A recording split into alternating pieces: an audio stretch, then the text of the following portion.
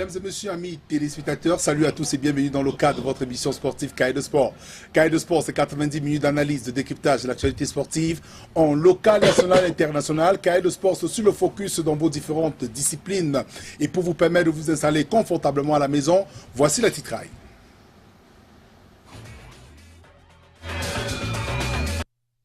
Retrait des points Rassan de Bafoussam et Fetcho Football Club de Ndiko, la commission d'homologation des disciplines de la Ligue professionnelle de football du Cameroun toilette les fichiers et suspend École et Samba et demande pour 2 ans d'inactivité.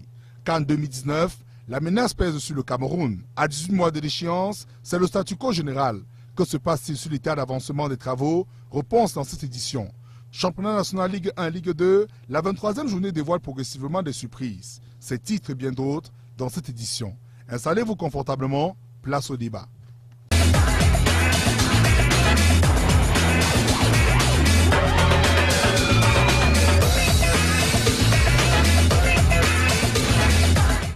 De retour sur ce plateau, mesdames et messieurs, amis téléspectateurs, les thèmes ainsi dévoilés.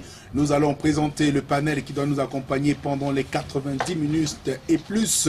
À ma droite, c'est un téméraire. Il a donc décidé de joindre sa voix à celle de nos nombreux panélistes et téléspectateurs pour pouvoir améliorer l'image de cette émission. Atangana Solo, bienvenue sur NGTV, Cahiers de Sport. Bonsoir, et je le dis encore une fois de plus, c'est un grand plaisir pour moi de me retrouver à cette très grande émission du sport dans notre région et accompagné d'un très grand présentateur de sport. Et je dis bonsoir aux téléspectateurs. Voilà, quand même Stéphanie qui fait du beau travail, très bien mis ce soir.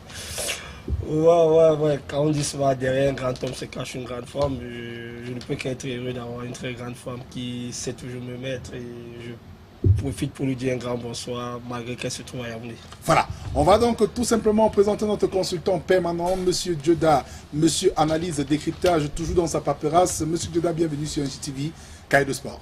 Bienvenue sur cette émission aussi, William, parce que ce n'est pas seulement mon émission à moi seul, c'est notre émission. Tu vas me donner juste quelques secondes pour dire bonsoir à tous ceux qui nous regardent, particulièrement à ceux qui me rencontrent dans la rue et qui apportent des appréciations, des améliorations dans ce que je suis en train de faire sur ce plateau tous les jours. Et même pour toi, William, tous les jours, ces nombreux téléspectateurs, Bouddha, Chan, j'étais à Chan hier, j'ai rencontré plein de téléspectateurs qui m'ont apporté beaucoup de réconfort et qui m'ont dit ce qu'ils pensaient. Il y a d'autres qui sont par rapport à ce que je dis, il y a d'autres qui sont contre. Mais ce n'est que normal, c'est un short d'idée voilà, afin que jaillisse la vérité. Ouais. Voilà, alors donc, je dis particulièrement bonsoir. Voilà, un bonsoir particulier à tous ceux qui regardent la télévision à l'instant. Et c'est la toute première chaîne de télévision privée à l'Ouest, le plus grand culte sportif. J'allais donc tout simplement aller du côté de ma droite pour présenter un autre téméraire. Deuxième passage dans cette émission, premier passage qui a fait des échos. On espère que ce soir, ça sera encore un tabou. Nous avons donc Monsieur Étienne Camonier, qui est donc observateur de la scène sportive, ancien arbitre, parce qu'il faut dire qu'il travaille dans l'encadrement des arbitres dans la région de l'Ouest. Bienvenue sur NGTV, Cahiers de Sport. Merci William, le plaisir à partager, merci. Je voudrais adresser d'abord un bonsoir à toute la maison Fekafoot, depuis la fédération jusqu'au siège ici et aussi dans nos arrondissements et tout, région et conseil. Je voudrais aussi dire un grand bonsoir à tout le public sportif de l'Ouest, malgré les turpitudes et une petite tornade que nous traversons en ce moment, mais du courage, ça passera. Voilà. Voilà, il a donc déjà donné le temps de cette émission. Et rapidement, mesdames et messieurs, amis téléspectateurs, nous allons donc entrer de fond en comble dans l'ouverture de cette émission par nous allons ouvrir cette émission par la Ligue professionnelle de football du Cameroun, le général Pierre Semengue, qui a donc ouvert une enquête de moralité sur le personnel de la Ligue dans le cadre de l'assainissement et la sécurisation des biens. Que se cache-t-il derrière cette enquête menée par le général Pierre Semengue un an après son élection? Suivant cet élément, on revient tout juste après. Un an après sa brillante élection à la tête de la Ligue professionnelle de football du Cameroun, le général Pierre Semengue, président de cette structure, vient d'ouvrir une enquête de moralité sur le personnel de la structure dont il a la charge. En dehors de cette enquête in extremis, les comptes de la Ligue professionnelle de football du Cameroun ont été auditionnés par la police. Engagé dans le respect des compétences, une gestion rigoureuse des fonds, le général Pierre Semengue, qui a reçu la confiance du gouvernement et des nombreux partenaires, veut sécuriser les biens des footballeurs. Avec pour mission de traquer les hors-la-loi, au sein de la Ligue professionnelle de football du Cameroun, les 17 personnels recrutés sont passés à la vérification et à l'authentification de leur diplôme. Cette opération lancée par la LFPC répond à la nuance apportée par certains observateurs de la scène sportive qui ont relevé qu'il y a des personnes qui travaillent avec des faux diplômes au sein de la Ligue professionnelle de football du Cameroun. Déterminé à tordre le cou à l'imposture, le patron des lieux veut assainir son milieu. Confié à les fins limites de la délégation régionale à la sécurité nationale, cette enquête de moralité est allée jusqu'à la déclaration des biens. Cette opération sans précédent, initiée par le général Pierre Semengue, est un signal fort à l'endroit des fausseurs qui ont élu domicile à la Ligue professionnelle de football du Cameroun pour paralyser et distraire les fonds du football camerounais. Cet exemple du général Pierre Semengue doit être copié par plusieurs autres structures pour assainir et redynamiser la gestion du football dont les enjeux sont énormes et l'impact est considérable sur le développement du pays.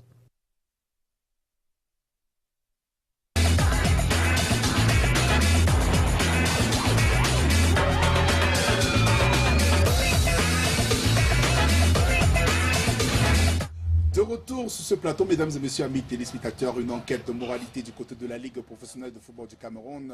Certainement, il y a eu fuite d'informations. Le général Pierre Semengue a été tout simplement notifié par certains qu'il y a des faux diplômes au sein de la Ligue professionnelle de football du Cameroun. Immédiatement, une enquête de moralité. Monsieur Atangana Solo, enquête de moralité, audition des comptes, le général Pierre Semengue veut assainir la Ligue professionnelle de football du Cameroun. Bon, j'ai souvent l'habitude de le dire, c'est une très bonne initiative venant de la part du général Semengue, mais cette initiative, généralement, doit être faite à la base. Ça veut dire que dès qu'il avait été élu, pour se rassurer de ceux qui devaient l'accompagner dans cette élection, il devait faire cette enquête de moralité. Maintenant, aujourd'hui, ça me pose beaucoup de questions. Qu'est-ce qu'il cherche? Parce qu'avant de faire une enquête de moralité sur ses collaborateurs, je pense qu'on peut commencer d'abord par la plus haute personnalité de cette structure qui est le général lui-même. Espérons qu'il va lui-même se plier à la règle et nous allons voir ce que ça va donner. Bon, mais déjà, c'est une très bonne initiative de savoir qui sont les imposteurs, qui profitent des tricheries qu'ils ont fait pour être à la fédération. Si après cela, la seule chose que nous aimerions avoir, autant pour moi, c'est avoir les résultats escomptés et non de faire une campagne de publicité comme ils sont en train de le faire. Voilà. Monsieur Dioda, engagé dans le respect des compétences, une gestion rigoureuse, la sécurisation des biens mis à la disposition de la Ligue professionnelle de football du Cameroun, lorsqu'on sait que le gouvernement met des moyens et des sponsors ont collé définitivement leur image, la méthode de Semengue était la meilleure, auditionner les comptes à l'insu de ses collaborateurs et passer une enquête de moralité à ses collègues. À ce que je me rappelle, dans la feuille de route du général Semengue, il avait promis une clarté dans la gestion de cette ligue professionnelle. Et je pense qu'il est en train de démarrer déjà ce point de qui était dans son ordre du jour. Vous savez, moi je dis généralement, mieux vaut tard que jamais. Il a commencé quelque chose maintenant. Et je crois que ça pourra aider d'autres structures à suivre le pas. Déjà, vouloir faire une enquête de moralité, c'est quelque chose d'important. Je vais m'excuser de faire une discrétion. Vous savez, il y a quelques jours, au niveau de Kousséry, on a eu un jeune gendarme qui a tiré sur ses collègues et ainsi que sur son chef. Moi, je me pose toujours la question, est-ce qu'une enquête de moralité a été faite à la base pour qu'on puisse recruter ce genre d'éléments? Donc, déjà, si le général demande de faire une enquête de moralité, ce n'est pas parce qu'il pense que ceux qui sont à la Ligue vont venir tirer sur les autres. Mais maintenant, les malversations peuvent accompagner le fonctionnement de la Ligue. Maintenant, qui est en fonction à la Ligue? Qui fait quoi à la Ligue? Et qui peut donner quoi à la Ligue? Maintenant, vouloir dire que le général s'est trompé, comme j'ai suivi dans d'autres médias, s'est trompé, on ne sait pas si c'est la chasse aux sorcières ou quoi. Non, je crois qu'il est dans son bon droit, il est dans le réalisme. Déclarer les biens avant de postuler ou bien de continuer une aventure à la Ligue. Vous savez qu'il y a des sponsors qui mettent les fonds là-bas, William. Et quand on met des fonds, à la fin, ces sponsors veulent savoir exactement à quoi ont servi ces fonds à l'issue d'une saison. Et je pense tout simplement que le général Semengue est dans une bonne lancée et on va tout simplement l'encourager. Voilà. Alors, Étienne, avec vous, on va s'interroger. Enquête de moralité, déclaration des biens, que cherche réellement le général Pierre Semengue auprès de ses collaborateurs. 17 personnels qui travaillent auprès de la Ligue sont passés avec leur diplôme et même aussi la déclaration de leurs biens jusqu'à leur famille. Est-ce qu'ils ont des enfants dehors devant la délégation à la sécurité nationale? Que veut réellement ou que cherche réellement le général Pierre Semengue dans le milieu du football avec cette attitude d'enquête de moralité? Moi, je pourrais simplement dire que la chute de cette enquête de moralité, c'est là l'important. Que veut le général Semengue? Vous savez que le football est devenu un business hors pair. Il faudrait que celui qui mène les rênes soit capable de pouvoir justifier quoi que ce soit et à tout moment. C'est quand même le chef de ce département. Et moi, j'apprécie cette initiative parce que l'assainissement du football camerounais de nos jours n'est que la bienvenue. Et pour moi, ça ne pose aucun problème. Pour moi, c'est même à féliciter. Je suis de ceux qui sont en train de l'encourager dans cette initiative. Toujours est-il qu'il y aurait des points de vue qui vont diverger par rapport à cette initiative, mais qu'on cherche l'objectif que le général voudrait atteindre. Si c'est pour l'assainissement du football camerounais, c'est déjà de bon augure. Voilà, on vous a compris. Monsieur Duda, je me retourne vers vous. Certainement, le général Pierre Semengue veut à tout prix avoir le feedback, ce qui voudrait dire en quelques mots qu'il est hors de la Ligue. Donc, il n'a pas le feedback du fonctionnement de la Ligue. C'est la raison pour laquelle il veut se rattraper. Si on s'en tient à cette sortie imprévisible du général Pierre Semengue. Non, je ne pense pas qu'il est hors de la Ligue.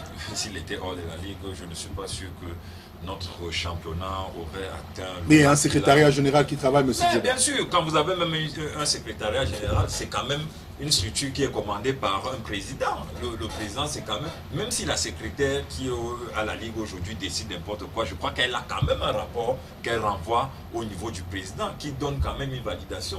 Et à ce que je sache, William, le général n'est pas loin de notre football aujourd'hui. Il a été toujours dans ce football et je crois qu'il est même plus présent actuellement dans le football camerounais avec la posture qu'il a aujourd'hui. Mais maintenant, vouloir chercher à savoir où il veut arriver avec moi, je pense que le général veut tout simplement assainir le milieu dans lequel il est en train de travailler. Déclarer les biens, vous savez que c'est un article, c'est une loi qui existe dans notre constitution. Donc, s'ils viennent tout simplement l'appliquer, moi je ne vois pas où il y a le mal dans ce genre de trucs. Donc, moi j'estime tout simplement que le président a promis quelque chose et je crois qu'il est en train de mettre, il nous avait promis des sponsors, il avait promis, les gens ont bavardé, ont braillé un peu de partout, mais on a eu la chance de retrouver déjà un sponsor. Et effectivement, on va donc sortir de ce sujet rapidement avec vous à Tangana Solo, Fabrice, c'est ça, Fabrice Solo. C'est bien, oui, c'est Fabrice Solo. Voilà. Est-ce que cette initiative du général Pierre Semengue ne doit pas être copiée par les autres fédérations ou encore les autres entités du football afin que l'assainissement soit une réalité réellement dans notre pays? Je suis très d'accord avec vous.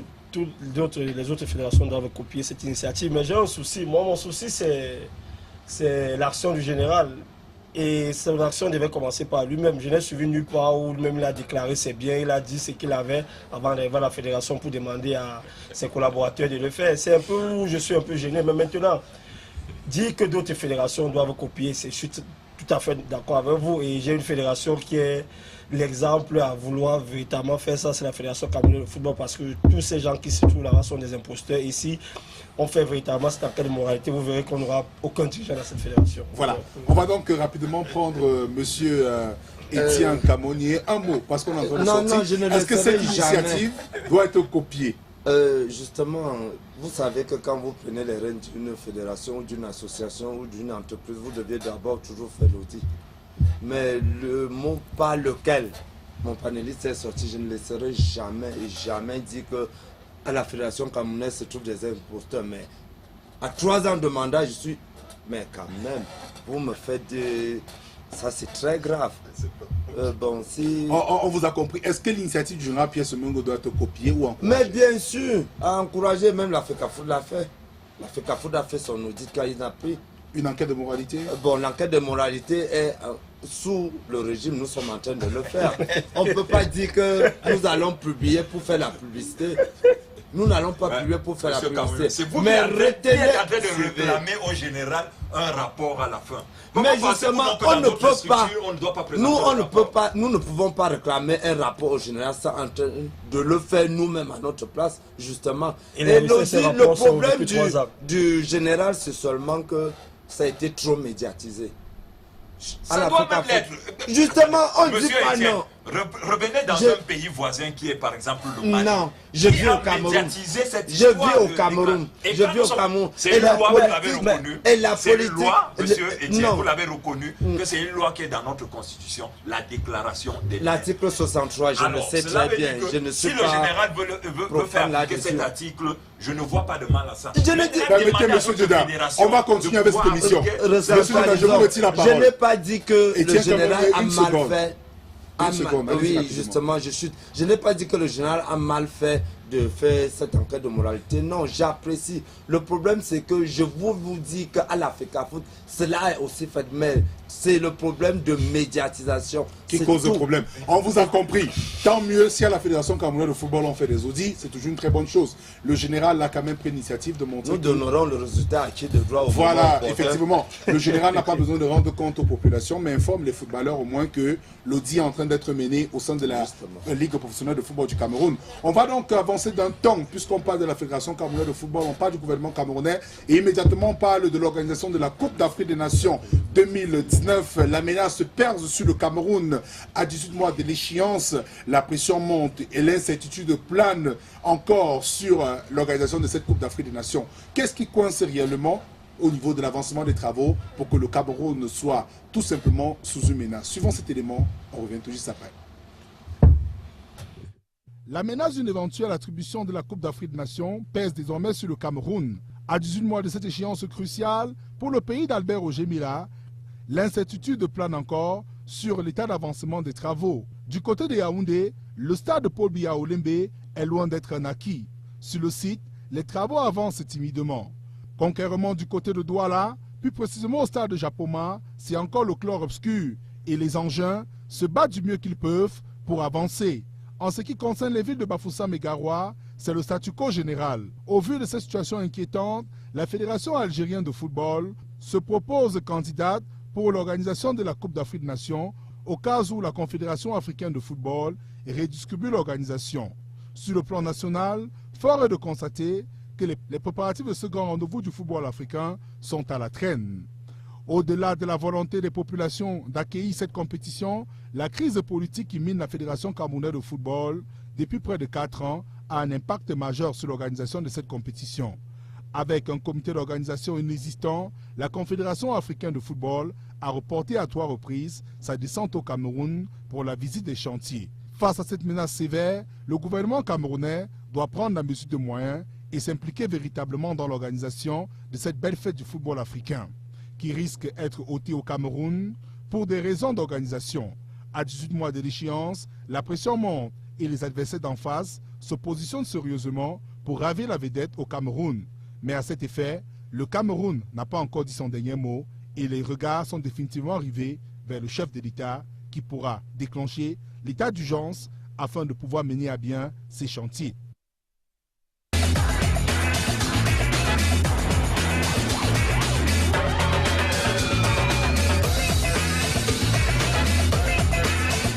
De retour sur ce plateau, oui, il y a des propos qui prêtent immédiatement à confusion, etc. C'est donc l'ambiance de cette émission. Monsieur Tangana Solo, réattribution de la Coupe d'Afrique des Nations Cameroun 2019, la menace se pèse sur notre pays.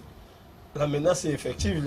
Vous vous rappelez la dernière émission, nous l'avons dit ici avec beaucoup d'inquiétude. Et cette menace se confirme au jour le jour. Vous savez bien que le vice-président de la Confédération est un Marocain et le Maroc s'est positionné en attente de la plus belle des manières. Donc moi je le dis d'une manière très claire et sincère. Tous ces débats que nous sommes en train de faire au plus haut sommet, c'est pour préparer les Camerounais à un éventuel retrait de cette canne. Vous savez bien que quand on va retirer cette canne, ça ne va pas trop surprendre les gens parce qu'on va vous dire qu'on vous prépare d'une manière aussi simpliste. Donc véritablement, il y a une menace qui est vraie et qui est possible même qu'on ne puisse pas organiser cette CAN. Voilà, Monsieur Juda, rapidement, à 18 mois de cette échéance capitale pour le Cameroun, il faut donc rappeler que il y a des difficultés réelles. Alors, qu'est-ce qui peut donc coincer à 18 mois de l'échéance? Qu'est-ce qui empêche qu'on puisse faire l'évaluation de ces travaux? Mais qu'est-ce qui empêche, William? La réalité, c'est que rien n'est fait. C'est ça qui empêche qu'on puisse faire les évaluations. Il y a des gens qui se cachent derrière toute cette grosse machine. Vous savez, vous avez parlé d'état d'urgence et je crois qu'Étienne était en train de réagir en disant qu'il n'y a pas la guerre au Cameroun. Quand on parle d'état d'urgence, ce n'est pas forcément toujours côté guerre. État d'urgence dans les infrastructures qu'on veut mettre sur pied. Vous êtes d'accord avec moi que nous sommes à 18 mois de cette coupe et il faut remettre ces stades à la CAF 3 mois avant. Cela veut dire que nous avons 15 mois devant nous pour pouvoir réaliser toutes ces infrastructures. Je vais parler comme ça des stades, des routes, des hôtels, des hôpitaux. Est-ce qu'en 18 mois, on peut réaliser ça? Bafoussam, qui est l'une des villes qui va accueillir l'une des poules. Dites-moi exactement qu'est-ce qu'on a déjà fait dans la ville de Bafoussam. Je pense qu'on en a fait une émission. On a fait des émissions. Comment Bafoussam se prépare? Je pense qu'on en a produit 4 émissions sur ce plateau. Et vous savez d'habitude... Parlons sur le plan général voilà, et on avance, monsieur. D'accord. Et vous savez d'habitude, dans notre pays, nous sommes les champions du dos au mur. C'est quand je suis des téléspectateurs des Camerounais qui disent que c'est quand le Cameroun est dos au mur on réagit facilement. Ça, c'est une manière de vouloir mettre une fois de plus le chef de l'État dos au mur. Ou on voudrait que le chef de l'État se transforme en Jésus-Christ aujourd'hui ou bien en James Bond pour pouvoir faire un Spider-Man pour que ces infrastructures sortent du sol. Ça, c'est la vraie sorcellerie, William. Il faut reconnaître une chose. Quand on parle des stades Japoma et le stade Paul Biya, il faut que... On va en parler, monsieur Juda. Vous allez très vite en besoin. N'allez pas très vite en besoin. Alors, monsieur Étienne Kamoni, à ce rythme, dans les villes de Yaoundé, Douala, Bafoussam, Garoua, est-ce qu'il n'y a pas lieu de s'interroger? Justement, c'est inquiétant, très inquiétant. C'est au moins le seul point de vue que nous puissions partager à l'unanimité sur ce plateau parce que, bon, côté infrastructure, moi je peux vous dire que ce n'est pas la présence du vice-président de la CAF qui est marocain qui peut faire que le Cameroun puisse perdre l'organisation de la Coupe d'Afrique. Non. C'est nos propres turpitudes parce que nous n'arrivons pas à faire ce qu'il faudrait faire au moment opportun et réaliser le cahier de charge dont on a présenté à la CAF. Justement. Et sans vous mentir, à 18 mois de l'échéance, ça, résignons-nous, ce n'est pas le fatalisme, ça, je suis clair avec vous.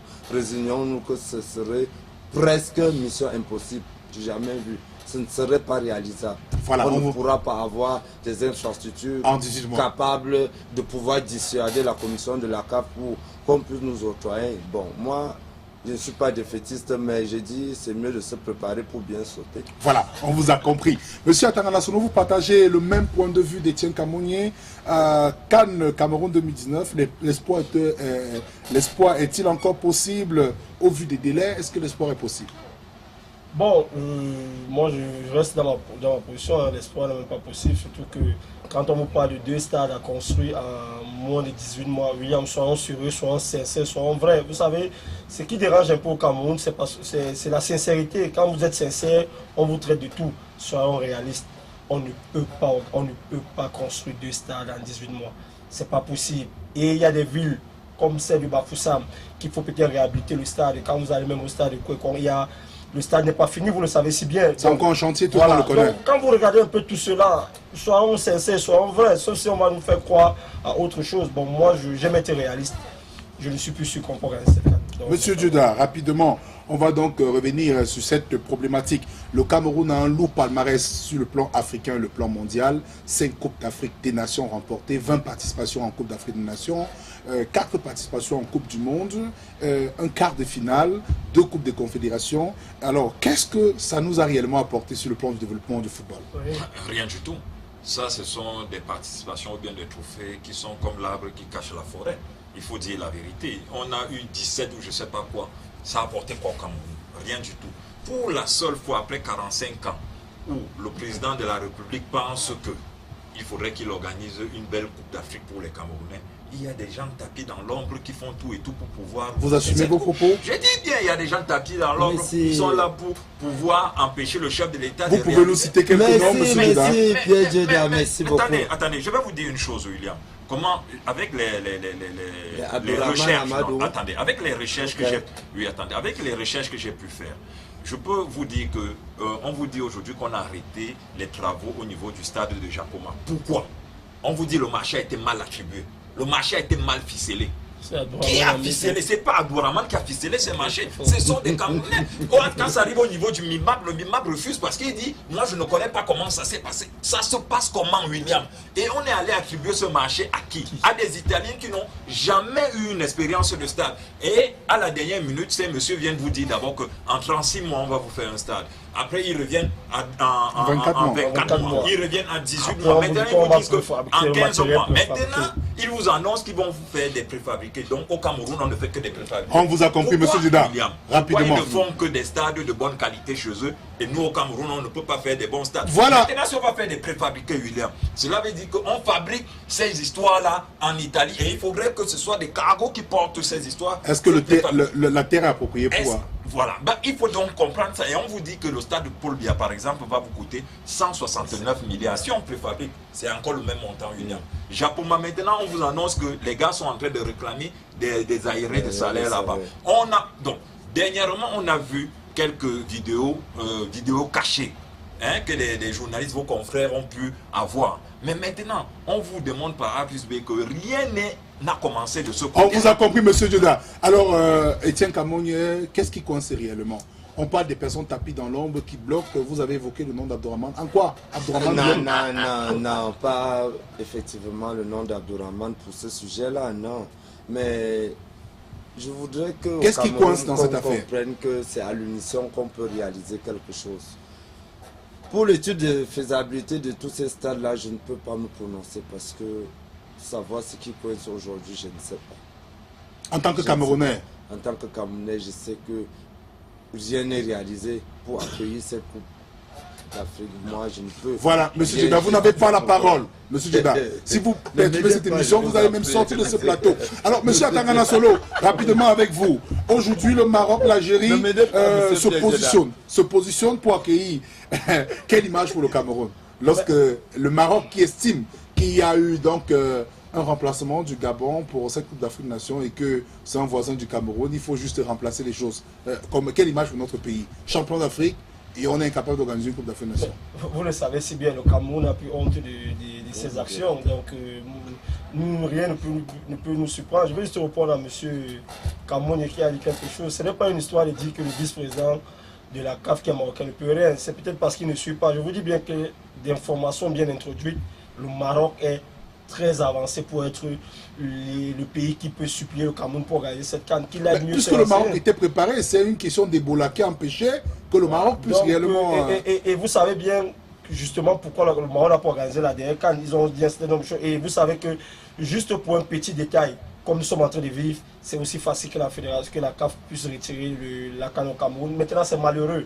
Et on ne doit que s'en prendre aux Camerounais. Et je veux qu'on le dise par la télé, il n'y a que les Camerounais pour faire autant de choses. Voilà, on vous a compris. Oui, rapidement, permettez, M. Etienne Kamogne.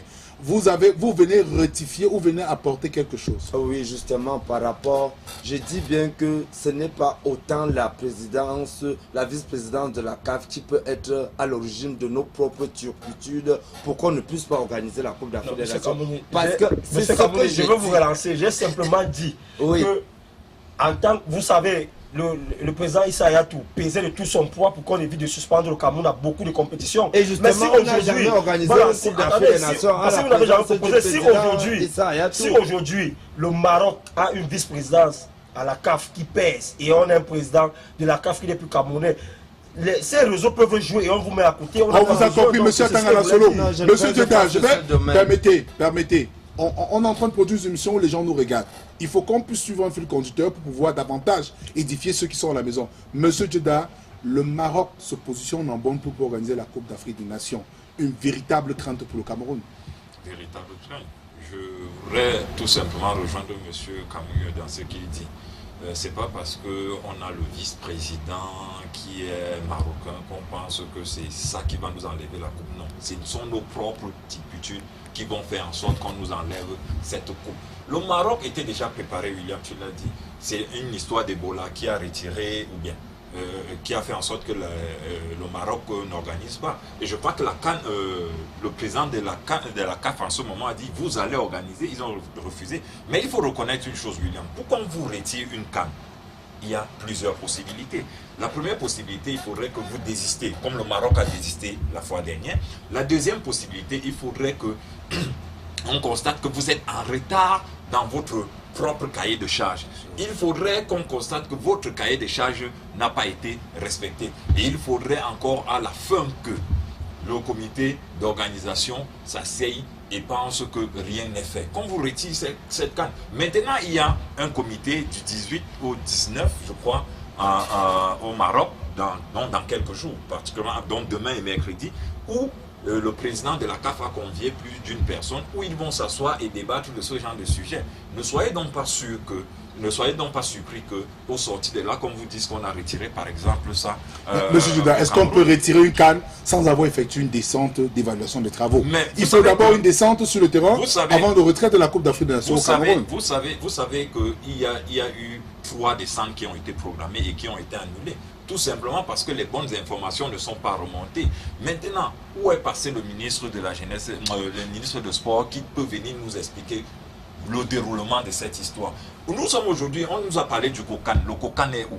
Le COCAN est une vitrine. On installe un COCAN 36 mois, 24 mois avant le début. Monsieur Judas, ne rentrons pas dans à la Coupe d'Afrique des Nations féminine, le COCAN avait été installé essentiellement 9 mois avant l'événement, mais on a eu cette Coupe d'Afrique des Nations. La chance, c'était qu'on avait M. Issa Ayatou à la tête de cette histoire. Maintenant, vous êtes d'accord avec moi que cette CAN, vous savez que cette CAN de 2016, on l'a repoussée de janvier à quoi? En juin. En juin. Tout simplement parce que les infrastructures n'étaient pas prêtes. Et même quand on jouait, on était encore en train de travailler. Voilà notre stade à Bafoussam. Qui va accueillir une poule? Dites-moi quel est le genre de travail ou bien des travaux qui sont en train d'être effectués au stade Si vous étiez allé au stade de Kwekong, depuis hier, il y a déjà une échafaudage qui a été tout simplement levée de ce côté. Juste une échafaudage. On comprend tout simplement que les travaux sont en train d'avancer. Alors, M. Atangana, est-ce que la crise de la Fédération camerounaise de football n'a pas d'impact sur l'organisation de la Coupe d'Afrique des Nations? Bon, William, permettez-moi, avant de répondre à votre question, de rappeler un truc au consultant qui s'est rallié en disant qu'on a eu la chance d'avoir cette CAN féminine parce que le président Ayatou avait pesé tout ce poids en tant que Camerounais. Et je le reprécise en disant, le Cameroun n'a plus un poids crédible à la CAF. Ça veut donc dire que le vice-président du Maroc, la vice-présidente que le Maroc occupe à la CAN, peut peser de tout son poids pour qu'on enlève la CAN au Cameroun. Je suis aussi simple là-bas. Maintenant, revenons à ce malaise. La crise qui perturbe le Cameroun. Parce qu'autrefois, on nous a fait comprendre que ce n'était pas une crise, c'était un malaise. Mais la FIFA nous a fait comprendre que c'est une crise. Est-ce que cette crise ne perturbe pas le fonctionnement de l'organisation de la Coupe d'Afrique des Nations? Attendez, votre question est très normale et vraie. Ça perturbe à tous les niveaux. Quand vous voyez les actions du valeureux Abdourahmane qui menace même l'organisation 4, ça veut dire que la CAF et la FIFA tiennent compte de toutes ces choses. Quand on vous dit, selon les proches de M. Kamouni, qui vous disent qu'ils savent pas avec qui ils discutent et que la FIFA convoque des personnes dont les gens de l'Afrique vous disent qu'ils ne connaissent pas. Il y a Anguille Sourou. Je suis très d'accord avec vous que tous ces conflits ne nous aident pas. Et ça amène même à perdre même la crédibilité du Cameroun même pour gagner cette CAN à partir de cette fédération camerounaise de football qui vient des autres. Finalement, M. Judas, la fédération camerounaise de football peut donc devenir dans les très prochains jours la petite bête, la porte de sortie pour ce problème de la Coupe d'Afrique des Nations, entendre les propos des Camerounais. Tout est indifférable dans cette histoire, Sylvia. La fédération camerounaise de football a un gros problème, pas malaise. Il faut le dire, parce que quand on parle de malaise, vous êtes d'accord, même comme les gens refusent de le reconnaître, vous êtes d'accord que le COCAN devait prendre corps depuis longtemps. Ça n'a pas pris corps tout simplement parce que le président de la CAF a dit « j'ai pas d'interlocuteur de l'autre côté du Cameroun ». Ça, c'est quelque chose qui est vrai. Maintenant, le président de la fédération et le secrétaire général se sont retrouvés à Conakry il y a quelques jours. Au sorti de là, jusqu'à présent, William, sauf si vous qui finissez aussi, vous avez le rapport de cette réunion. Non, on ne peut pas avoir de rapport parce que tout ce qui a été dit à Conakry, top secret, dans 2 semaines, on aura des résolutions. Bon, laisse-moi. Bon, attendons 2 semaines. Mais maintenant, il y a une autre chose qui m'a inquiété. À peine le président est rentré, il a convoqué un comité d'urgence. Un comité d'urgence où, dans l'un des points à l'ordre du jour, il était question de mettre on a mis sur pied une commission qui devait étudier les différents conflits ou bien le conflit qui oppose la Monsieur Fédération Djeda, parlons de cette Coupe d'Afrique des Nations. Ne rentrons pas dans le dossier FECAFOOT. Attendons 2 semaines pour en parler de fond en comble. Est-ce que le problème Fédération camerounaise de football a un impact sur l'organisation de la Coupe d'Afrique des Nations? Est-ce que le problème que la Fédération traverse actuellement empêche qu'on construise des routes? Est-ce que ça empêche qu'on puisse construire les hôtels? Non, s'il faut regarder dans ce sens-là, non. Non. Parce que les infrastructures ne dépendent pas de la Fédération camerounaise de football. Même comme la Fédération camerounaise de football a quand même annulé un contrat avec Automate qui devait nous construire les stades à Bangaté. On en reparlera. Maintenant, je dis, faire les routes, ce n'est pas la FECAFOOT qui fait les routes, s'il vous plaît. Les hôpitaux, c'est pas. Il y a quand même de l'argent que le chef de l'État a mis à la disposition des gens pour qu'on puisse nous construire ça. J'étais en train de dire tout à l'heure qu'il y a des gens qui se cachent derrière ça. Pourquoi, William? On attend à la dernière minute pour que le chef de l'État dise état d'urgence, lancer les travaux, pour qu'on retire de l'argent n'importe où, n'importe comment et on travaille pour finalement vous dire que cette canne nous a coûté je ne sais pas combien de milliards. On vous a compris, monsieur Djeda. Alors, monsieur Kamouni, on parle de la fédération. Quelle est la part de responsabilité de la fédération dans ce conflit qui empêche la construction, la réalisation de la Coupe d'Afrique des Nations? Non, aucunement. La FECAFOOT n'a aucune part de responsabilité sur le plan infrastructurel du pays. Ça, qu'on se taise et qu'on comprenne. La FECAFOOT ne peut pas. Aujourd'hui, vous réclamez des stades. La FECAFOOT ne construit. Mais vous avez commencé des projets qui vous ont dépassé. Non, on ne dit pas que des projets. Nous allons à petit. Parce qu'il ne faudrait pas qu'à un moment... C'est vrai, nous avons eu un malaise. Comme je le dis tout le temps, on a eu un malaise. Un malaise qui nous a empêchés d'atteindre nos objectifs à presque 100%. Le malaise, c'est lequel? Bon, la crise, malaise. Ou les comptes gelés? Pas crise, c'est à la FIFA que vous parlez de crise. Moi, je parle de malaise parce que jusqu'à aujourd'hui, s'il y avait crise, le président Tombi ne devrait pas en train de continuer à fonctionner s'il y avait une crise. S'il y avait une crise, le football, le championnat camerounais ne devrait pas être en train de se jouer. S'il y avait crise, c'est la Ligue qui organise quand même un démembrement de la FECAFOOT. Mais elle est autonome, elle a ce financement. Un démembrement de la FECAFOOT, c'est par nous qu'ils ont l'agrément pour fonctionner, que je vous le dis bien. Qui dit qu'elle ne nous respecte pas, ça fonctionne. Et le championnat est en train de fonctionner. Donc j'étais disant que je sais qu'au moment clé, c'est la FECAFOOT qu'on brandira pour beau émissaire parce que la Coupe d'Afrique des Nations... Vous avez donc conclu par où on attendait. Conclusion, la Fédération camerounaise de football aujourd'hui pour les Camerounais... N'y est pour rien dans vous allez défendre le moment opportun. On n'a pas encore retiré la Coupe d'Afrique. S'il arriverait... On n'a pas encore retiré le moment opportun. Vous allez défendre votre fédération avec beaucoup d'éléments. Voilà. La FECAFOOT n'y sera pour rien. C'est nos propres tubes et les infrastructures, les hôpitaux, les stades et les routes qui ne sont pas conçues qui pourraient amener à ce que cette carte nous soit retirée. Voilà, c'est aussi le président de la fédération marocaine et algérienne qui demande l'organisation de la Coupe d'Afrique des Nations. Parce qu'ils sont prêts. Donc la fédération a aussi sa part de responsabilité dans cette affaire. Ils sont prêts. Je suis un peu d'accord, je suis très d'accord avec vous et je reviens à la question que vous avez posée. Sincèrement, M. Kamou n'est pas de malaise. Ok, allons dans ses propos. S'il n'y avait pas le malaise que lui est en train de dire dans cette fédération, les gens devaient être unis et avoir une seule pensée, c'était de réaliser tous ces objectifs et ça devait aller. Ça veut donc dire que ce malaise qu'il est en train de dire plonge le Cameroun dans des situations graves qui nous amènent à tous ceux qui créent le malaise ne font pas partie de la Fédération camerounaise de football. Ce sont les acteurs du football. Et le malaise là sort d'où alors? Je ne dis pas non, mais ils ne sont pas membres de la Fédération, ils ne sont pas du comité exécutif, etc. Ils ne sont pas comité exécutif ici là. Ils sont membres de l'Assemblée générale. Tout ce qu'ils sont en train de faire aujourd'hui ne peut pas empêcher le bon fonctionnement de la FECAFOOT qu'on soit prêt. Ils sont quand même membres de l'Assemblée générale. Vos comptes sont gelés. Ils sont membres de l'Assemblée générale. Je ne dis pas non. Alors, mais ils ne peuvent pas empêcher le bon fonctionnement de la FECAFOOT. Ils ont fait sceller vos comptes. Ils ont fait sceller vos comptes. Qu'est-ce que vous dites? Je ne dis pas. On a fait un débat ici pour les comptes gelés. Je ne voudrais pas tellement revenir dessus parce qu'on y a apporté tellement d'explications et c'était de bonne guerre pour certains. Vos comptes sont gelés, vraiment. Comme on dit quelque part, il y a des gens tapis dans l'ombre. À quelque chose de malheur, bon, je ne peux pas vous justifier à qui profitent ces comptes gelés. Voilà, on vous a compris. Merci, merci à vous.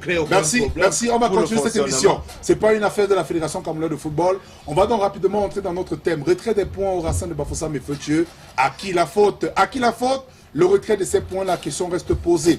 Il faut donc noter que le thème est donc retenu suite à la décision qui est donc tombée par la Chambre de la commission d'homologation des disciplines de la Ligue professionnelle de football du Cameroun, qui a donc décidé d'enlever 3 points à Racing de Bafoussam, 1 point à Feutieux Football Club d'Ikou et la suspension de 2 ans de toute activité sportive des Collés Samba et 2 mènes du côté de Feutieux Football Club de Ndikou. Nous avons donc tout simplement essayé de prendre le pôle de cette actualité et nous sommes allés dans le QG du Racing de Bafoussam savoir comment vit cette nouvelle. Suivant cet élément, on revient tout juste après. La commission d'homologation des disciplines de la Ligue professionnelle de football du Cameroun vient de suspendre 2 joueurs pour double identité. L'histoire remonte à la 18e et 19e journée lorsque Feutieux Football Club de Ndikou accueillait du côté de Banjo New Stade de Douala et se sont séparés 2-2, 0 but partout. À l'issue de cette rencontre, une réserve de qualification a été portée sur l'identité du joueur Demen Fall de Feutieux Football Club qui la saison dernière s'appelait Guy Janvier Demen Choupi et évoluait du côté de Titanic à Edea dans la Ligue régionale du Littoral. Face au Racing de Bafoussam, New Stade de Douala qui avait été battu 2-0 avait aussi porté une réserve de qualification sur le joueur Alain Décollé qui 2 saisons avant portait le nom de Franklin et Samba Écolé. Conscient de cette situation, le président de la commission de homologation des disciplines de la Ligue professionnelle de football du Cameroun a saisi les responsables des 2 clubs qui n'ont pas pu produire des pièces justificatives et par conséquent, le Racing de Bafoussam et Feutieux Football Club de Ndikou perdent les points par pénalité. Le Racing perd 3 points sur son classement général et Feutieux Football Club de Ndikou 1 point. Pour souffrir les joueurs pour avoir ces points-là, c'est très difficile d'en gagner sur le terrain. Alors quand on perd facilement sur les papiers, je crois que ça fait très mal. Et puis il faut penser aussi aux joueurs qui prennent une suspension de 2 ans. Je crois que là c'est toute une carrière. Et je crois qu'on se doit, n'est-ce pas, d'aller de rechercher la vérité dans cette affaire. Que c'était un maillon essentiel dans le club, un élément important. On a mal parce que en tant que footballeur, avoir une sentence comme ça, être suspendu pendant 2 ans, ça ne fait pas un plaisir à quelqu'un, donc nous sommes très touchés. Mais on pense que pour notre manière de soutenir notre équipier, la seule bonne manière serait de gagner les prochains matchs. Et par ailleurs, New Stade de Douala gagne 5 points, ce qui permet au club de Fortin Donqueux de sortir de la zone rouge avec désormais 25 points et se relance progressivement dans ce championnat. Ce réseau mafieux de la Fédération camerounaise de football, qui vient d'être mis à nu, remet au goût du jour la crédibilité du système de gestion des licences au Cameroun. Car de nos jours, fort est de constater que la double identité reste véritablement le caillou dans la chaussure du football camerounais. Et à cet effet, les footballeurs doivent prendre acte de cette situation et se méfier de peur de tomber dans les travers de cette commission d'homologation qui fait progressivement du ménage.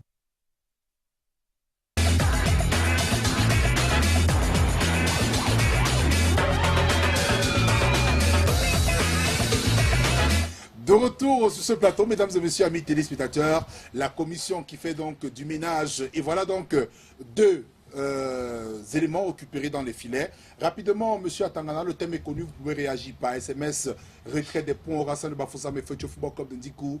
À qui la faute? À qui la faute? Aux joueurs, aux responsables ou encore à la Ligue professionnelle de football du Cameroun? Double identité, comment expliquer ce phénomène? William, j'ai d'abord mal pour ces joueurs, mais à qui la faute? On ne va pas chercher la faute.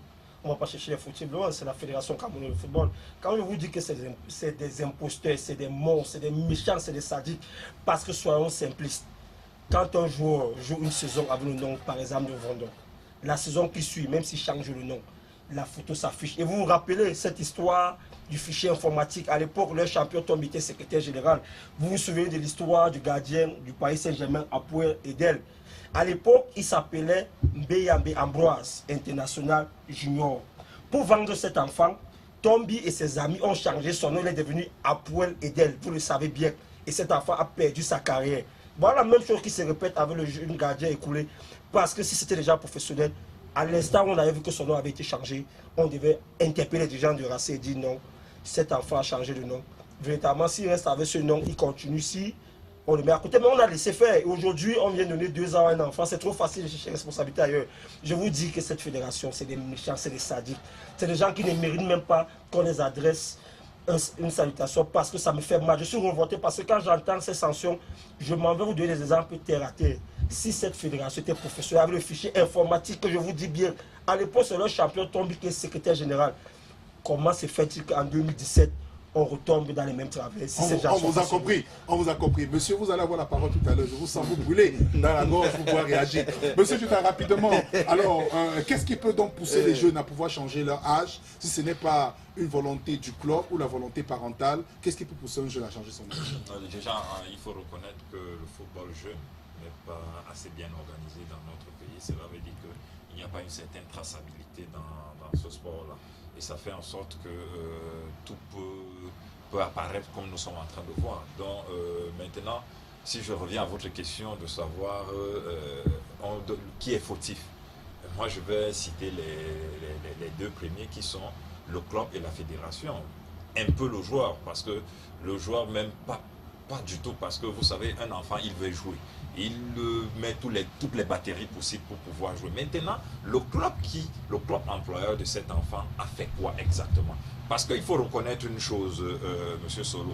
Pour que ça arrive à la fédération et que la fédération valide ce genre de truc, il faudrait que ce soit le club qui soit en train de porter les documents pour amener là-bas. Donc, la première personne sur qui moi je vais commencer à taper, c'est d'abord les dirigeants de Racing. Monsieur, je suis pas d'accord avec vous parce que je vais vous laisser continuer. Je suis pas d'accord avec vous parce que j'ai quand même la chance de jouer en club. Oui. Quand tu viens faire les tests dans une équipe Oui. et que tu as les tests sont concluants, les dirigeants de ce club n'attendent une seule chose, de produire l'acte de naissance pour qu'on te fasse une licence.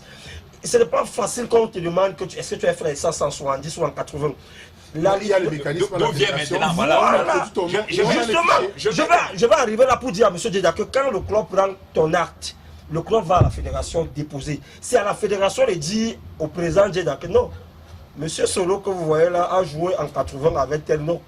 Il ne peut pas rejouer là. Le club va écouter ce que la fédération dit, il va aller ailleurs. Mais quand vous voulez tirer sur le club... Attendez, je vais vous prendre un exemple. On parlait de... Vraiment, on ne va pas ça.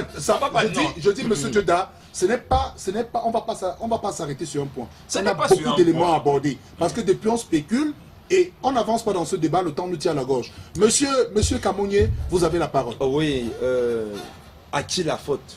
Premièrement, aux joueurs. Je vais vous prendre, allons à la genèse de cette histoire parce que si je prends le cas du Racing, je crois que ce gardien a été dans le Racing, je crois que c'est au moins sa 4e année. 3e saison. 3e. Non, depuis la Ligue, oui. Avec le Racing, il avait un dossier. Et c'est avec ce même dossier qu'il a joué depuis. Il a joué à Sable de Batier en 2005, Yon Sport Academy, oui. Djalakwan Sport Academy, et il revient au Racing. Il revient au Racing. C'est au niveau du renouvellement de la licence que le problème se pose. Je crois que je suis en train de suivre le fil, à moins que je ne sois en train de me tromper. Allez-y. C'est dans ça qu'on découvre maintenant qu'il a changé de nom et d'âge. Vous allez dire que la fédération, c'est un peu comme les cartes d'identité d'antan.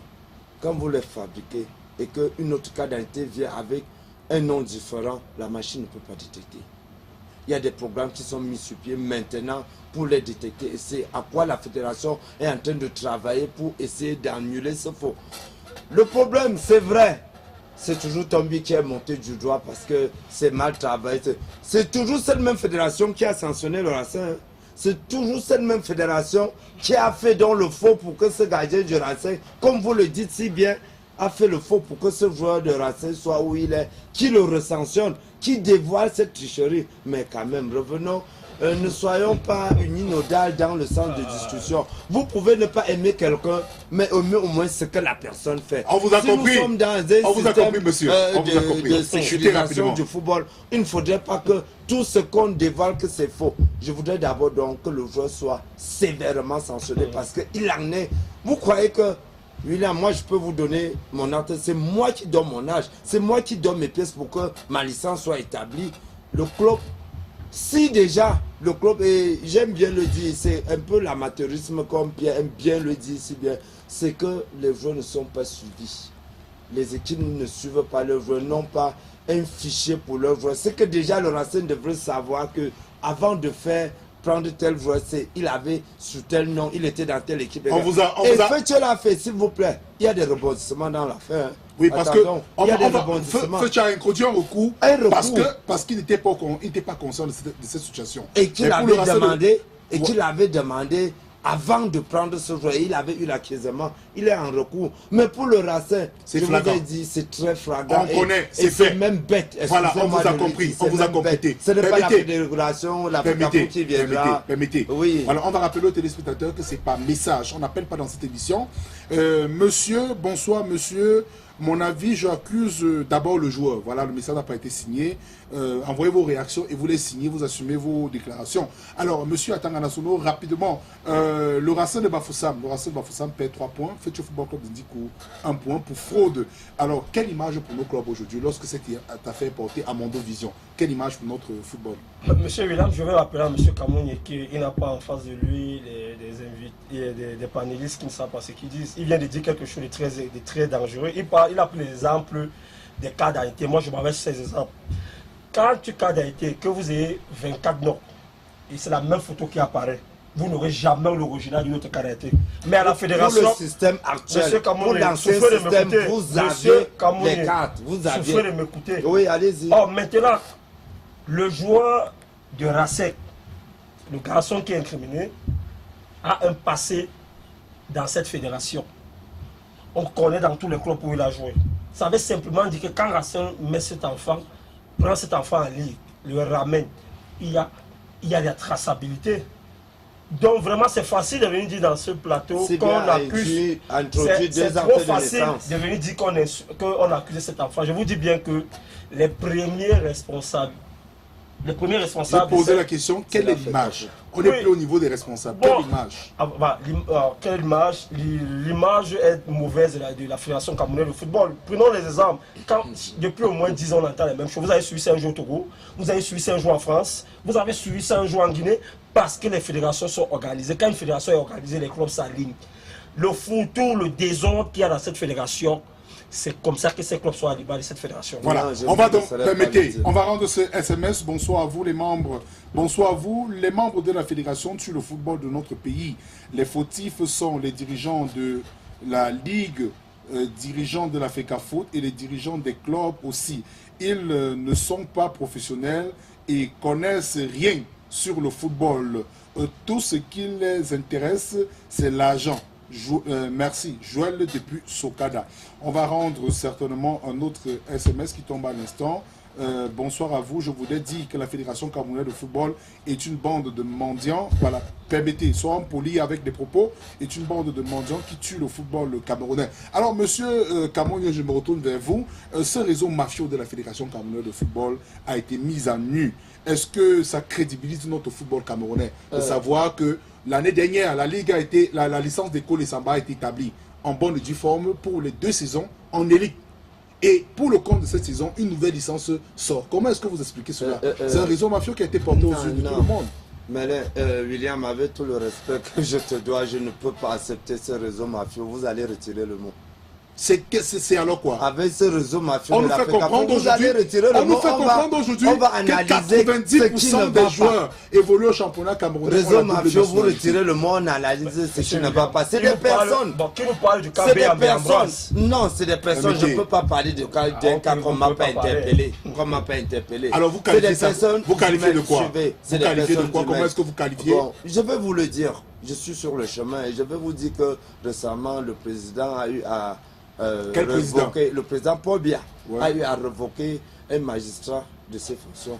Je vous dis bien que dans tout événement, les brebis galeuses existent un peu de partout. Je ne peux pas dire que d'une part, la FECAFOOT n'est pas. Mais pour rien. Ouais, ça c'est clair, il faut le dire. Parce que ce genre-là, c'est des démembrements de la FECAFOOT. Il faut qu'on reconnaisse. Mais c'est des brebis que nous sommes en train d'extirper de la FECAFOOT et ils vont partir. C'est de bon gré que le président faut vous l'enquête aujourd'hui. Il le faut aussi à la fédération. Hein? Non, nous le faisons déjà depuis et toujours il y a des brebis qui se cachent et on va les dénicher. Voilà. Monsieur Kamounio, je retourne toujours vers vous pour se poser cette question. Le nouveau système de la fédération, les licences se font en ligne. On sait comment les clubs du Nord-Ouest ont fait cette année, par Internet. ils n'ont pas démarré le championnat comme les autres. Comment comprendre qu'un fichier d'un joueur comme Demen, qui a évolué l'année passée à Titanic de DDA, se retrouve en train de jouer avec Chefetieu, avec un autre nom, avec une licence établie en bonne et due forme? Il y a quand même des failles dans votre système. Non, je vous voyais venir. Moi, je vous ai dit tantôt que je ne suis pas en train d'épargner à 100% la FECAFOOT. Parce que mais elle est quand même responsable. Ils sont comptables des agents qui travaillent là-bas sur le secteur informatique. C'est là où il y a problème. Et je vous ai dit que chaque ménage a des difficultés et nous sommes en train de le résoudre et ça ne tardera pas. Voilà. Sinon, ce que la FECAFOOT ne devrait pas être en train de sanctionner tous ces joueurs-là pour l'instant. Si c'était... C'est la commission de la Ligue qui sanctionne. C'est justement la commission. Je vous ai dit que quand vous parlez de Ligue, vous voyez la FECAFOOT, ça je vous le dis. C'est un démembrement de la FECAFOOT. Si il fallait fêter cet événement, on aurait fêté. Mais nous avons dit que non, il faudrait... Quant à la connaissance des Camerounais. Oui, des Camerounais. On vous a compris. Alors, monsieur Djeddah, les joueurs sont suspendus pour 2 ans. 2 ans d'inactivité. Alors, est-ce que cette décision n'est pas impartiale? Sanctionner rien que les joueurs pour 2 ans. Et en face, il y a quand même des gens qui ont introduit ces dossiers. On ne dit rien à l'endroit de ces gens, ou c'est parce qu'on a perdu 3 points que c'est une manière de repartir les responsabilités? Non, ce n'est pas une manière de repartir les responsabilités. Il faut reconnaître quelque chose. J'ai dit s'il fallait sanctionner les gens. Moi, je crois que les premières sanctions devront d'abord s'abattre sur les responsables de club et ensuite très fortement sur les responsables qui sont à la Fédération camerounaise de football. Déjà, si vous êtes d'accord avec moi, pour obtenir une licence aujourd'hui, je crois qu'il y a 3 validations. La dernière validation est celle du secrétaire général de la fédération. Comment se fait-il que le secrétaire général puisse valider une licence sans l'avoir vérifiée au pif? Déjà, ça c'est la première des choses. Donc, quand il fallait sanctionner, peut-être vous allez me dire que le secrétaire général est le coordonnateur, donc tout ce qui arrive à son niveau. Il y a un département de licence à la fédération. Il y a un département de licence. Si tout ça a été relevé et démontré avec traçabilité, on doit dégager tous ces gens sans vice de forme. On doit les dégager sans même réfléchir. Donc la première sanction devait d'abord s'abattre sur ces gens avant d'arriver sur ce joueur ou bien ces joueurs qui ont ce genre de... Nous sommes en train de le faire. Nous sommes en train de le faire. Non, attendez. La première sanction n'était pas qu'on est en train... Vous êtes en train... Non, mais c'est à l'issue des réserves portées. Ils peuvent aussi attirer notre attention parce que nous ne sommes pas partout à la fois. J'aurais écouté de vous, M. Camus, quand vous me dites que le président de la Fédé a sanctionné, pas qu'on est en train de sanctionner. Maintenant, vous faites quoi de cet enfant? Le président ne sanctionne pas. Vous faites quoi? Il y a la commission chargée de faire cela. Même la commission de discipline. Validée par la commission d'éthique ou bien de discipline. Maintenant, qu'est-ce que vous faites de l'enfant à qui vous avez donné ou bien à qui on a donné 2 ans? Qu'est-ce que vous faites du club qui a perdu 3 points? Cela veut dire qu'on celui-là a mérité d'être sanctionné, de prendre ces 2 ans parce que c'est lui le principal. Et le club qui perd 3 points. Le club qui perd 3 points parce que le club quelque part est complice. Et vous mettez la fédération qui a établi la fédération, la commission chargée des licences, eux aussi, tout le personnel qui y travaille, nous sommes en train de travailler. On vous a compris. On vous a compris. Aller sur les médias dit à qui et à qui. Attendez. La plus grave des choses que nous avons dans ce pays, c'est la peur de la communication. Non. Et vous attendez. C'est la peur de la communication. Vous êtes où pour communiquer? Nous écoutons beaucoup, on parle peu. Vous avez déjà compris le président Tombi. Non, le président Tombi s'est déjà présenté devant les médias. Il y a des gens qui parlent. Il y a des gens qui parlent. Tout ce que les Abdourahmane sont dans tous les médias, tous les. On va aller très vite parce que le temps nous tient à la gorge. Pierre, tu t'as permis. Alors, à Tangana Solo, le phénomène est récurrent. La double identité au Cameroun, le phénomène est récurrent. Comment résoudre ce problème? Comment éradiquer ce problème au sein de la fédération, la ligue et même dans les clubs? Ce sera utile pour tous ceux qui nous suivent aujourd'hui. Bon oui, véritablement, comment faire pour éradiquer ce mal? Je vous ai dit l'autre jour ici, le poisson pourri, nous en Afrique, on dit que le poisson pourrit par la tête. Si ces dirigeants à la fédération ne sont pas professionnels, William, je ne fais que parler de ça. Le professionnalisme est la première des choses. Je vous ai pris l'exemple. Vous entendez parler des grands championnats, des grandes fédérations. Vous n'entendez jamais parler de ces problèmes. Vous voyez, M. Kamounier, c'est facile de dire que l'enfant a eu 2 ans. C'est facile de dire que les clubs perdent 3 points. Quand M. Djeddah débarque que la responsabilité, il vous dit on est entré et il se limite là. Vous voyez à quel jeu il joue devant les téléspectateurs. Je vous dis bien que pour éradiquer cela, il faudrait que nous ayons les gens sincères sur eux. Que ce fichier, je vous ai dit que c'est depuis Tombi Aoko, secrétaire général de cette fédération, qui nous ont fait comprendre que ce fichier était informatisé. Vous vous rappelez bien de mémoire des grands journalistes que c'était ce fichier qui créait les problèmes à la fédération. On changeait les âges des enfants comme on voulait parce qu'on voulait les vendre, parce que. Et vous savez le vrai problème des dettes. Donc je vous dis bien, c'est trop facile de tirer ces enfants. Alors qu'est-ce qui doit être fait pour éradiquer? Ce qui doit être fait. Le fichier électronique à la Fédération camerounaise de football existe depuis. Quand un fichier électronique, on n'a pas besoin de faire la magie, M. William. On respecte juste les canons de ce fichier. Et les choses iront. Alors, M. Kamouni, rapidement avec vous, qu'est-ce qui doit être fait pour éradiquer au sein de vos antichambres de la Fédération? Justement, nous sommes déjà en train de le faire. Déjà attribuer une bonne sanction à ces joueurs fautifs.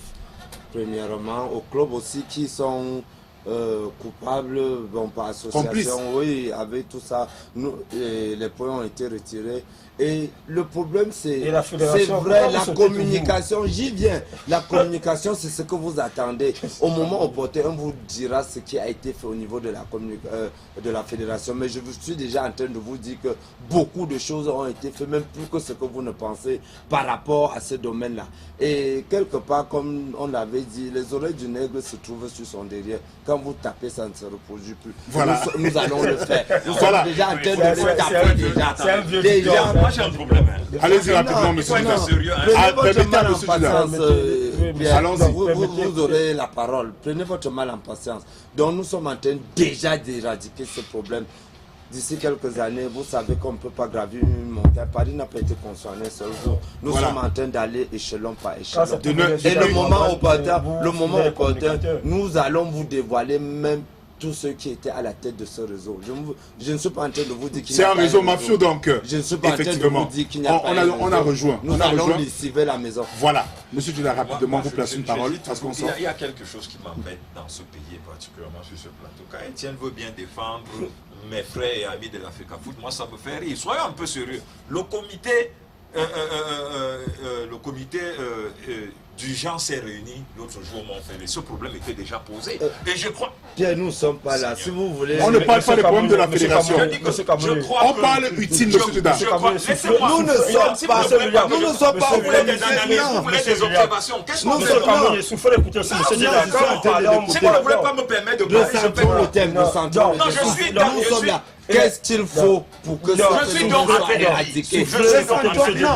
Parce que quand il faut critiquer, vous critiquez. Quand c'est la fédération, vous prenez... Je ne dis plus rien. Non, monsieur Duda, quand même.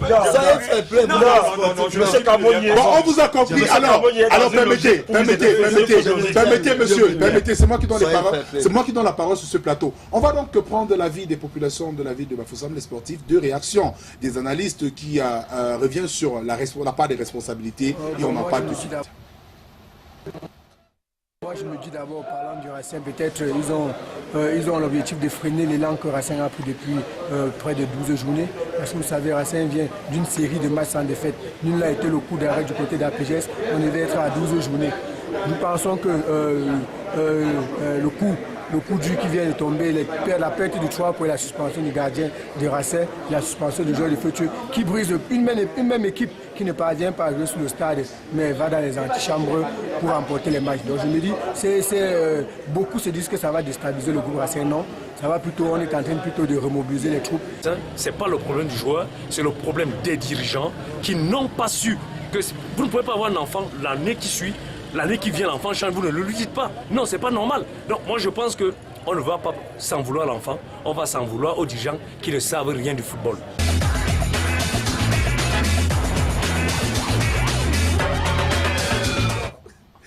De retour sur ce plateau, mesdames et messieurs, ce sont des réactions. L'énervement de savoir qu'on a pris 2 ans. Monsieur Dioda, rapidement, vous placez une parole parce qu'on sort. On a le dossier de la Ligue 1, Ligue 2 qu'il faut aborder. Non, William, je ne vais pas m'attarder sur ce sujet. Je pense que... Vous avez décidé de ne pas parler. Je ne peux parler. Alors mettez le scotch sur votre bouche et nous passons dans... Je vais tout simplement demander à tout le monde d'être assez sérieux dans ce que nous sommes en train de faire. Le reste, je crois qu'il y aura une autre émission pour ça et on va aider. Voilà, on va rendre ce SMS. Bonsoir William.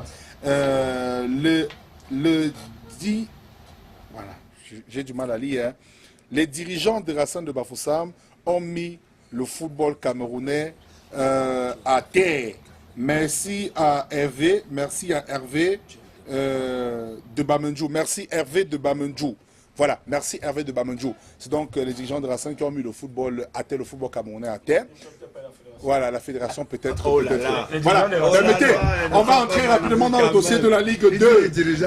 Merci, je vais retirer la parole aux gens. Peut-être vous allez rejoindre M. Dioda sur d'autres sujets ici, parce qu'il faut laisser le temps aux gens de nous suivre et d'en bénéficier quelque chose. Voilà, on va donc entrer dans le dossier de la Ligue 2. Il faut donc noter que la 23e journée du championnat national Ligue 2 s'est donc disputée ce week-end et les résultats sont définitivement connus. 8 rencontres se sont disputées. Avion a été battu par Yaoundé 2 sur le score d'1-0. La Panthère sportive d'Undé a coupé la 3-0 but partout face à la Renaissance de Ngoumou. On a donc eu Fortuna qui a été battu par Matelo 3-0. À côté, Botafogo qui obtient donc le match nul face à Dynamo 2 buts partout. National Polytechnique a été battu par Ngaoundé University 2-1. Douala Athletic Club qui bat donc Panthère Security 2-1. Cosmos Dumbam a été foudroyé par Fouvou de Baham 3-0. AS Etoile Meki a donc été conquérant partage de points par Bamboulette 1 but partout. Et le Tonnerre Karala Club coupe dans la proie 2-0 but partout avec Pidobidi de Bamenda. Nous avons suivi pour vous la rencontre qui opposait la Panthère sportive d'Undé à Renaissance de Ngoumou. Écoutons donc les pleurs des entraîneurs après cette rencontre. Reportage. Hold up, et il y avait la possibilité de faire ce hold up là.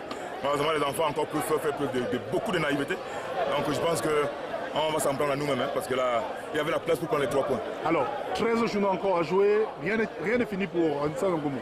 Non, on va continuer de travailler dur. C'est dur, on voit que le championnat est dur. Donc les équipes se serrent, les équipes se tiennent, les équipes se valent. Donc on a un autre mot à dire dans chaque championnat. Il va falloir simplement continuer de travailler pour essayer de gagner le prochain match. Donc voilà. La leçon compte ce soir au sorti de cette rencontre. C'est qu'aucun match n'est gagné à l'avance. Et qu'il faut cravacher dur, il faut aller marquer le but pour gagner. Donc sinon, ça sera toujours comme ça, on va toujours pleurer, on va rester là, pleurer sinon laurier. Et voilà, je pense que la balle est dans notre camp, mais nos enfants nous déçoivent énormément.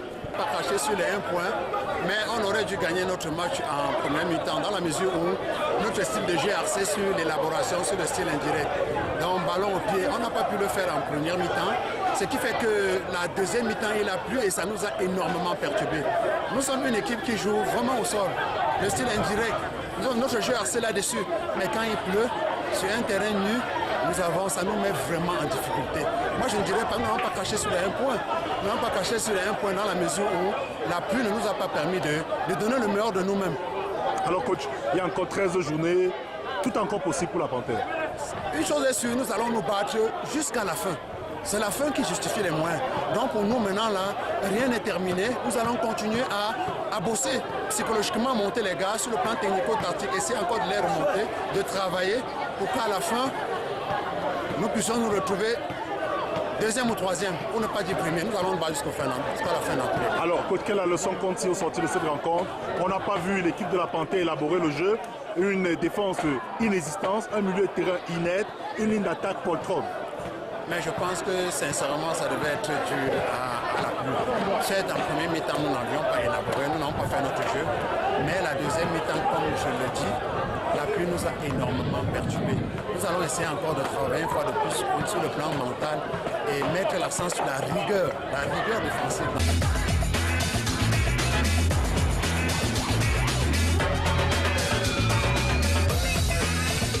De retour sur ce plateau, la Panthère sportive d'Undé qui a peut-être encore ses cartes à jouer. Monsieur Atangana Solo, la Panthère qui a 11 points du leader, Yaoundé 2, 7 points du deuxième, 6 points du troisième, quatrième et cinquième. L'espoir encore possible pour la Panthère qui est 8e. L'espoir est possible et c'est une équipe que je respecte bien, que j'apprécie bien, Jumento. Et en Ligue 2, ce que je sais généralement, quand une équipe veut monter, elle doit mettre les moyens. Et Jumento a des enfants qui sont véritablement partout au Cameroun, qu'on vient mettre la main pour que cette équipe puisse aller en avant. Je vous ai dit l'autre jour que Racine a des bons joueurs, mais Racine n'a pas des grands joueurs. Jumento a des très très bons joueurs, mais ils n'ont pas de supporters.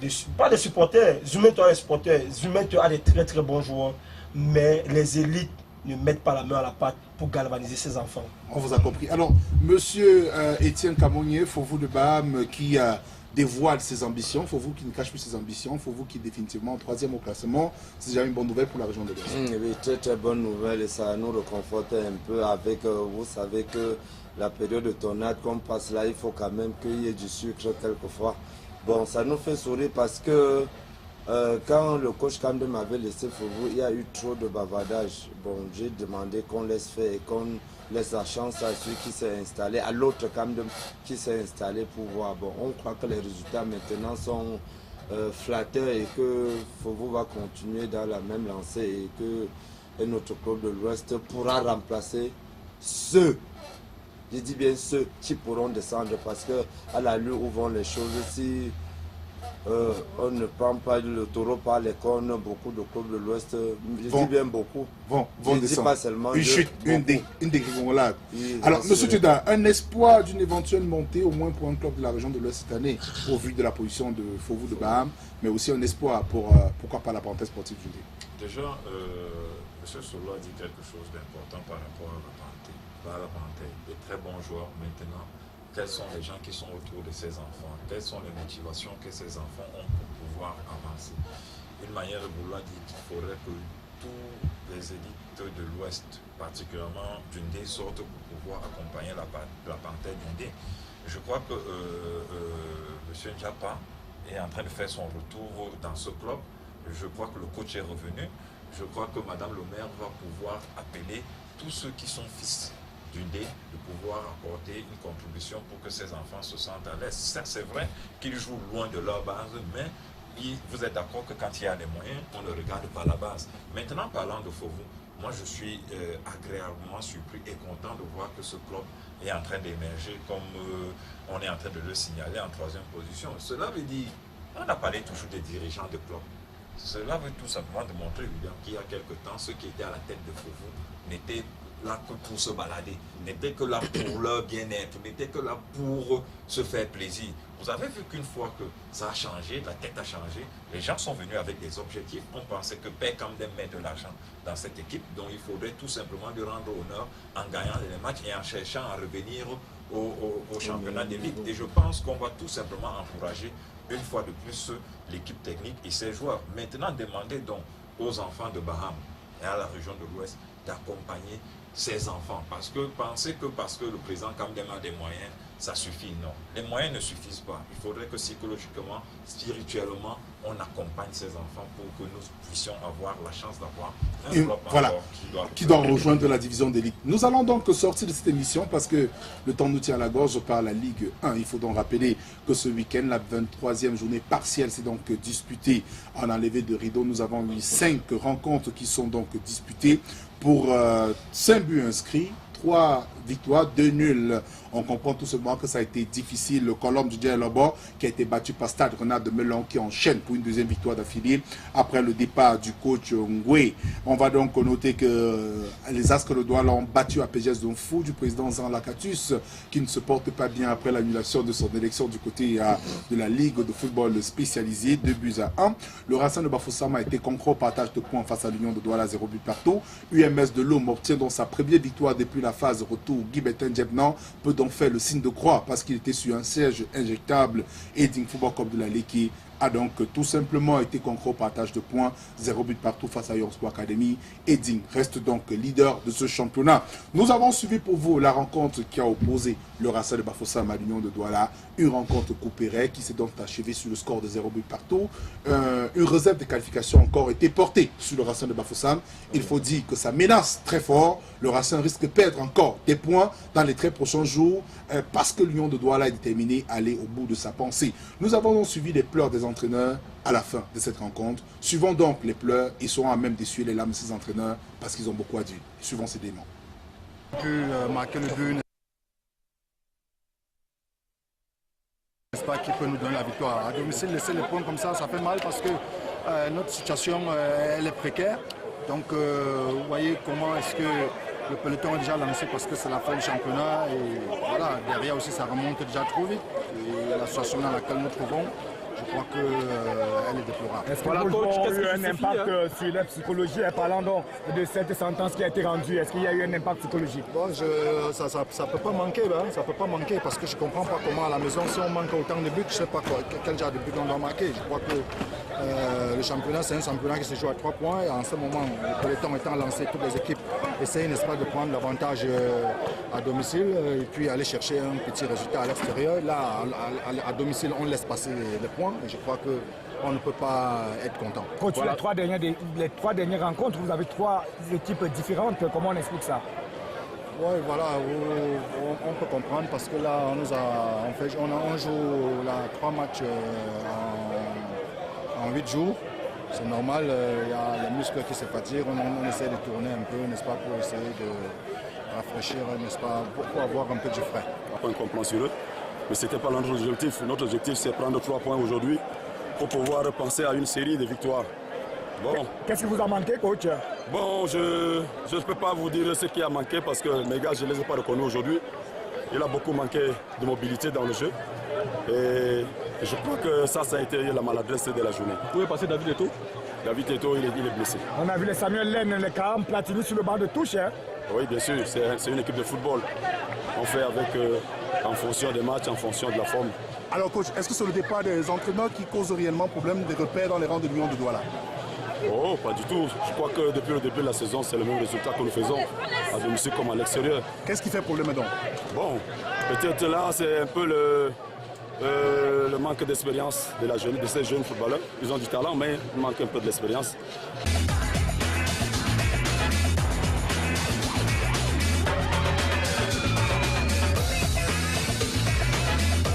De retour sur ce plateau, mesdames et messieurs, on parle donc de cette rencontre qui a opposé le Racing à cette formation de l'Union de Douala. L'Union qui rentre avec 1 point et prend 4 points sur le Racing de Bafoussam. Le Racing de Bafoussam qui continue donc à traîner la patte à Tangana Sono. Un match nul qui compromet les chances du Racing de Bafoussam après la perte de 3 points. Ouais, ça compromet vraiment les chances de Racing de Bafoussam, puisqu'après une perte de 3 points, on vient faire un match nul à domicile. Et selon les informations que nous avons reçues de vous, Union de Douala aurait porté plainte et l'incertitude plane encore sur une perte de 3 points. Vous voyez que si on totalise 3 points plus 3 points, ça fait 6 points et connaissant le classement des Racing, il y a véritablement matière à réfléchir et à avoir peur de la régulation de ce club. Voilà. Alors, Monsieur Kamonier, Racing définitivement dans les salles gras, le Racing qui était il y a quelques jours le véritable rouge et blanc, aujourd'hui tend un peu au rouge-marron. Oui, effectivement, moi je peux dire que ce match nul de Racing contre l'Union, c'est presque une victoire. Hein, parce qu'ayant subi une douche aussi froide par la commission, ayant tout ce que vous savez concernant le Racing, moi je voudrais tout simplement dire que le Racing est très mal administré. Que les dirigeants de Racing se mettent en question ce qu'ils voudraient pour le club phare de la MIFI. S'ils voudraient que le Racing descende ou s'ils voudraient que le Racing vraiment retrouve des ardeurs comme le Racing l'a fait dans les années antérieures, c'est même très difficile pour les matchs à venir parce que reloquer le moral ne sera pas facile après ce qu'ils ont eu de la commission. Et s'il avouerait que cette réserve qualificative, oui, soit effective et que la commission donne des points encore à l'Union de Douala, ce serait vraiment l'hécatombe. Voilà, on vous a compris, M. Dioda, rapidement, Bambuto Football Club de Mbouda, qui, lors de cette 22e journée, a été battu par Newsta de Douala. Newsta qui gagne 8 points en 24 heures, c'est quand même un bond considérable. Alors, un record, parce que personne n'a encore réalisé au Cameroun, 8 points en 24 heures. Gilles Frédéric Nyonga, désormais sur un siège injectable, parce qu'en Mbouda, on n'aime pas les défaites. Ouais, c'est le plus gros malheur du côté de Bouddha. Vous savez, quand Jules est arrivé, on a clamé haut, on a crié que le sauveur était arrivé. Mais maintenant, donner donc la possibilité au sauveur de pouvoir travailler. Même quand Jésus était arrivé, il a montré, bien, il a dit qu'il pouvait faire quelque chose. Beaucoup de gens n'ont pas cru en Jésus. C'est à la dernière minute qu'on a cru en Jésus. Donc moi, je pense que le grand Jules est là, donnez-lui encore la possibilité de pouvoir travailler. Et il a dit, dans l'interview que j'ai suivie ici, qu'il ne travaille pas seul, qu'il travaille avec une équipe, donc donner donc la chance à cette équipe. Mais je ne vais pas terminer mes propos sans parler de cette équipe de Racing. Il faut reconnaître une chose, quand on parle de l'administration, quand vous utilisez l'amateurisme, ça va vous rattraper. Moi aujourd'hui, si je jouais, j'étais président de club ou bien je pouvais conseiller les présidents de club, je suis sûr qu'à chaque match avec le Racing, si le Racing continue comme ça, je gagnerais mes 3 points tranquillement. Avec le premier problème qui se posait, je crois que les dirigeants de Racing devaient s'asseoir et rapidement faire une réclo et voir qu'est-ce qui ne va pas. Parce que dans cette équipe, il y a sûrement encore d'autres petits problèmes comme ceux que Ecoulé a eu, qui se posent dans cette équipe. Donc que rapidement, on essaie de mettre ce genre de personnes ou bien ce genre de joueurs de côté pour que le championnat puisse continuer et que le Racing maintenant regarde devant soi et commence à gagner les matchs. Ce n'est plus très possible. Quand M. Camus disait tout à l'heure qu'on a la chance de... On peut avoir la chance, ça j'utilise un bon terme, hein, la chance de retrouver 3 équipes, 4 équipes qui vont en championnat de 2e division dans la région de l'Ouest. C'est pas... Il sait de quoi il est en train de parler. On sort de cette émission rapidement parce que le temps nous tient à la gauche. Monsieur Akangana Solo, un mot de fin à l'endroit des thèmes abordés et réellement un conseil à l'endroit des dirigeants de club sur le thème posé. Retrait des points à Racing Bafoussam et Fétcho Football Club d'Indikou. À qui la faute? Bon, on ne va pas refaire l'émission comme vous avez dit. Le seul conseil que je peux donner à ces dirigeants du club, c'est d'être vraiment professionnel. Professionnel, c'est de savoir véritablement le passé du joueur qui recrute, afin de pouvoir établir une licence à ce joueur pour ne plus avoir les mêmes problèmes que Racing a eu. Maintenant, concernant les thèmes, c'était un débat très passionnant, très émouvant, qui me laisse même sans mots. Je suis content de retrouver le grand frère Dieuda. J'ai aussi en face de moi M. Kamouni Téméré de la Fédération camerounaise de football. Je suis ému et tout le plaisir pour moi et la chance aussi d'être un invité de cette émission. Je ne finirai cette émission sans dire bonsoir à toutes les populations de l'Ouest Cameroun et particulièrement ceux de la MIFI. Et bonsoir. Voilà. Monsieur Kamouni Etienne, aujourd'hui vous étiez entre le marteau et l'enclume. Fin de cette émission. Alors, non, je ne peux pas dire entre le marteau et la coume. Je voudrais d'abord dire particulièrement un bonsoir au président Tommy Aroko, qui est le président de la Fédé. Ensuite, au président de la Ligue régionale de l'Ouest, que vous connaissez très bien. Et aussi, je voudrais dire un fait. Nous attendons les pots de banane sur notre chemin. Et un dit-on dit quelque part, un vainqueur, ce n'est pas celui qui va de... Il n'y a pas d'héros sans combat. Bien sûr, mais un vainqueur, c'est celui qui ne part pas de succès en succès, mais celui qui se lève toutes les fois qu'il trébuche. Les pots de banane, nous les recevons.